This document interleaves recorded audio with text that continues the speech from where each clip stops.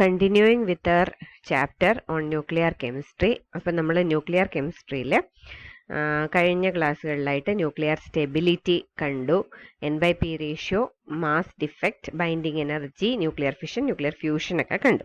ഇനി നമുക്ക് പഠിക്കാനുള്ളത് ആപ്ലിക്കേഷൻസ് ഓഫ് റേഡിയോ ആക്ടിവിറ്റിയാണ്.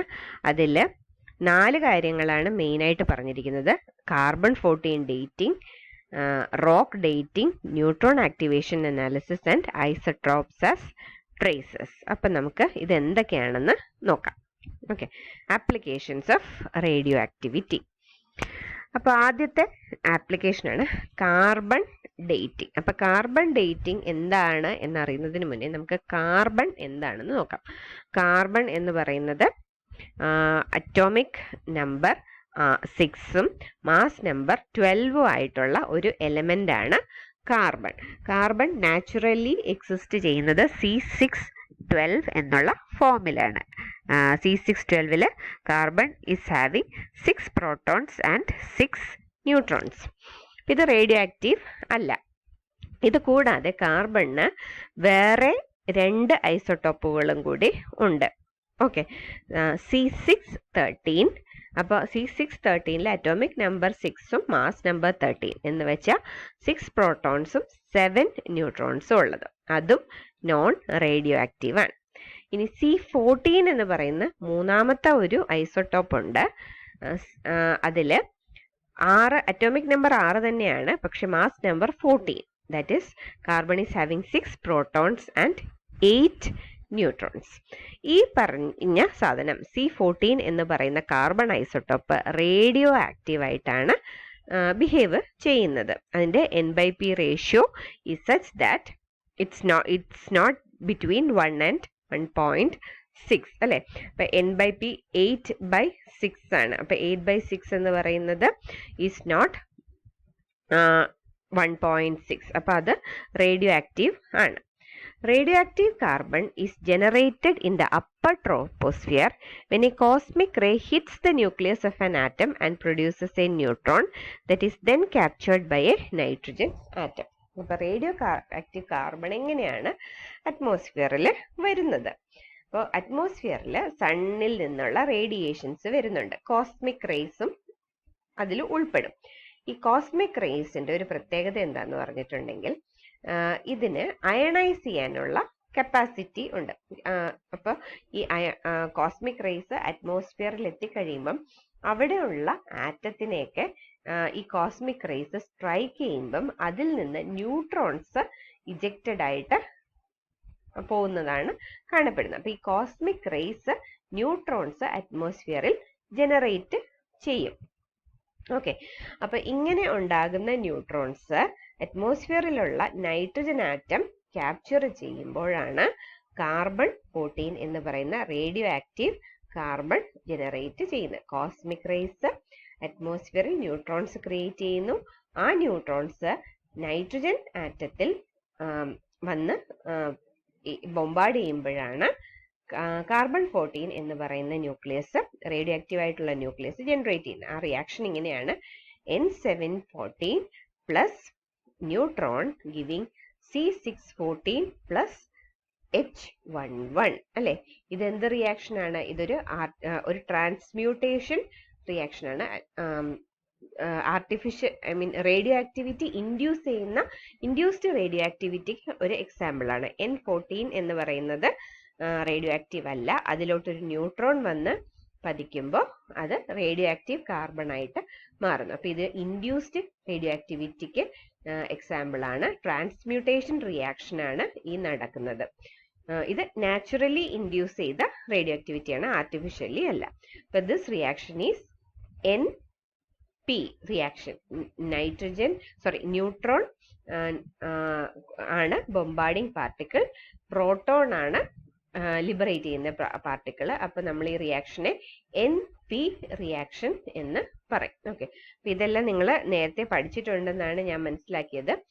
നിങ്ങൾക്ക് ആർട്ടിഫിഷ്യൽ റേഡിയോ ആക്ടിവിറ്റിയും ഈ ട്രാൻസ്മ്യൂട്ടേഷനും ഒക്കെ നിങ്ങൾ ഓൾറെഡി പഠിച്ചതാണ്, മീര ടീച്ചർ പഠിപ്പിച്ചതാണ്. അപ്പൊ അതിനകത്ത് ബോംബാർഡിംഗ് പാർട്ടിക്കിൾ ന്യൂട്രോണും ഇജക്റ്റഡ് പാർട്ടിക്കിൾ പ്രോട്ടോൺ ആവുമ്പോൾ നമ്മൾ ആ റിയാക്ഷനെ NP റിയാക്ഷൻ എന്ന് പറയും. ന്യൂട്രോൺ ആണ് ബോംബാർഡിംഗ് പാർട്ടിക്കിൾ പ്രോട്ടോൺ റിലീസ് ചെയ്യുന്ന റിയാക്ഷൻ.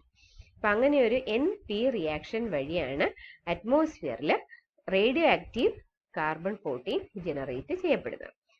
ഇങ്ങനെ അറ്റ്മോസ്ഫിയറിൽ ഉണ്ടാവുന്ന കാർബൺ അതിനെന്ത് സംഭവിക്കും? കാർബൺ ഓക്സിജനുമായിട്ട് കമ്പൈൻ ചെയ്ത് കാർബൺ ഡയോക്സൈഡ് ഫോം ചെയ്യും. അപ്പൊ ഇതിനകത്ത് ഒരു കാര്യം നമുക്ക് മനസ്സിലാക്കാനുള്ളത്, എപ്പോഴും ഈ കാർബൺ-14 എമൗണ്ട് അറ്റ്മോസ്ഫിയറിലുള്ളത് ഒരു കോൺസ്റ്റന്റ് ആണ്. അത് അതിന്റെ കോൺസെൻട്രേഷൻ കൂടത്തില്ല. കാർബൺ-14 ഉണ്ടായി അത് അപ്പൊ തന്നെ റേഡിയോ ആക്റ്റീവായിട്ട് റേഡിയോ ആക്ടിവിറ്റി കാണിച്ച് അത് പുറമേക്ക് പോകും. അതല്ലെങ്കിൽ ആ കാർബൺ-14 ഓക്സിജനുമായിട്ട് കമ്പൈൻ ചെയ്ത് കാർബൺ ഡയോക്സൈഡ് ആയി മാറും. ഇങ്ങനെയുള്ള കാർബൺ ഡയോക്സൈഡ് പ്ലാന്റ്സ് അബ്സോർബ് ചെയ്തിട്ട് അതിനെ കാർബോഹൈഡ്രേറ്റ്സ് ആക്കി മാറ്റും. അപ്പൊ എന്ത് പറ്റും? റേഡിയോ ആക്റ്റീവ് കാർബൺ ഉള്ള കാർബോഹൈഡ്രേറ്റ്സ് ഉണ്ടാവും. ഓക്കെ, അപ്പൊ കാർബൺ-14 റേഡിയോ ആക്റ്റീവ് ആണ്. അപ്പൊ കാർബൺ-14 വെച്ചുണ്ടാകുന്ന കാർബൺ ഡയോക്സൈഡ് റേഡിയോ ആക്റ്റീവ് ആണ്. അങ്ങനെ ഉണ്ടാകുന്ന കാർബൺ ഡയോക്സൈഡ് വെച്ച് പ്ലാന്റ്സ് ഉണ്ടാക്കുന്ന കാർബോഹൈഡ്രേറ്റ്സും റേഡിയോ ആക്റ്റീവ് ആവും. The proportion of carbon-14 to carbon-12 in living tissue is comparable with the proportion in the atmosphere. ഇപ്പൊ ഞാൻ ആദ്യം പറഞ്ഞു നമ്മുടെ അറ്റ്മോസ്ഫിയറിലുള്ള കാർബൺ-14 എമൗണ്ട് ഒരു കോൺസ്റ്റന്റ് ആണ്. അതേപോലെ തന്നെ നമ്മുടെ ലിവിങ് ടിഷ്യൂയിലും എത്തുന്ന കാർബൺ-14 ഒരു കോൺസ്റ്റന്റ് എമൗണ്ട് ആയിരിക്കും. Okay, when the organism or tissue dies, absorption of C14 ceases and the amount of C14 gradually decays. അപ്പോൾ ഒരു മനുഷ്യൻ അല്ലെങ്കിൽ ഒരു ജീവിയുടെ ശരീരത്തിൽ ഉണ്ടാകുന്ന C14 എമൗണ്ട് കോൺസ്റ്റന്റ് ആണ്. അതെന്താ കാര്യം? കാർബൺ ഡയോക്സൈഡ് എടുക്കുന്നു, കാർബോഹൈഡ്രേറ്റ്സ് എടുക്കുന്നു, അത് ഡീഗ്രേഡ് ചെയ്ത് കാർബൺ ഡയോക്സൈഡ് ഉണ്ടാകുന്നു, അത് ശ്വസിക്കുമ്പോൾ പുറത്തേക്ക് പോകുന്നു. ടോട്ടൽ കാർബൺ-14 എമൗണ്ട് ഒരു കോൺസ്റ്റന്റ് ആയിട്ട് നിൽക്കുന്നു, എടുക്കുന്നുമുണ്ട്, അതേപോലെ തന്നെ പുറത്തേക്ക് പോകുന്നുമുണ്ട്. പക്ഷെ ഈ ഓർഗാനിസം മരിച്ചു കഴിയുമ്പോൾ എന്ത് സംഭവിക്കും?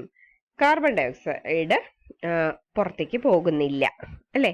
ഉള്ള കാർബോഹൈഡ്രേറ്റ്സ് മരിക്കുന്ന സമയത്ത് ശരീരത്തിലുള്ള കാർബോഹൈഡ്രേറ്റ്സ് അങ്ങനെ തന്നെ നിൽക്കും, പുറത്തേക്ക് കാർബൺ ഡയോക്സൈഡ് ആയിട്ട് അത് പോകുന്നില്ല. അപ്പോൾ അബ്സോർപ്ഷൻ ഓഫ് C14 ceases. അങ്ങനെ വരുമ്പോൾ കാർബോഹൈഡ്രേറ്റ്സിലുള്ള C14 സ്റ്റാർട്ട്സ് ഡീക്കേ, പതുക്കെ ഡീക്കേ ചെയ്യാൻ തുടങ്ങും.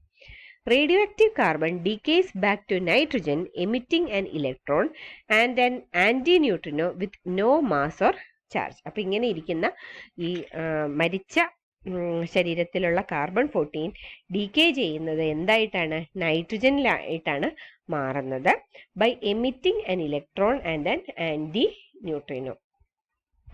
ഇലക്ട്രോണും ആന്റി ന്യൂട്രിനോയും ലിബറേറ്റ് ചെയ്തുകൊണ്ടാണ് നമ്മുടെ റേഡിയോ ആക്റ്റീവ് കാർബൺ ഡീക്കേ ചെയ്യുന്നത്.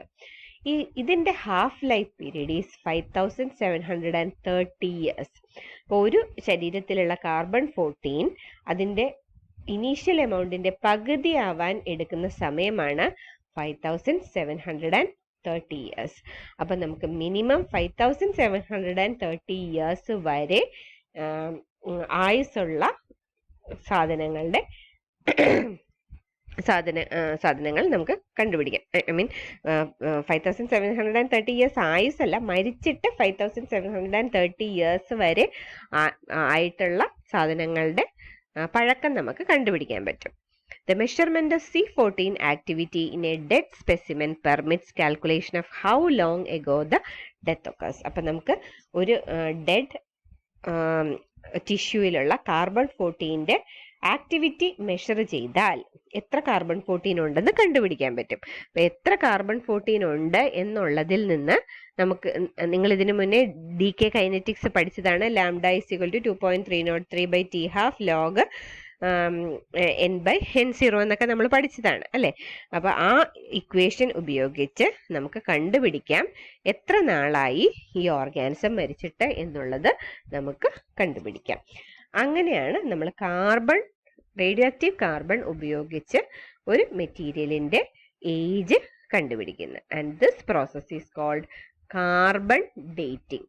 ഒരു ഓർഗാനിസം മരിച്ച ഡേറ്റ് കണ്ടുപിടിക്കാൻ പറ്റും using the radio carbon in its tissue. അതിനെയാണ് കാർബൺ ഡേറ്റിംഗ് എന്ന് പറയും.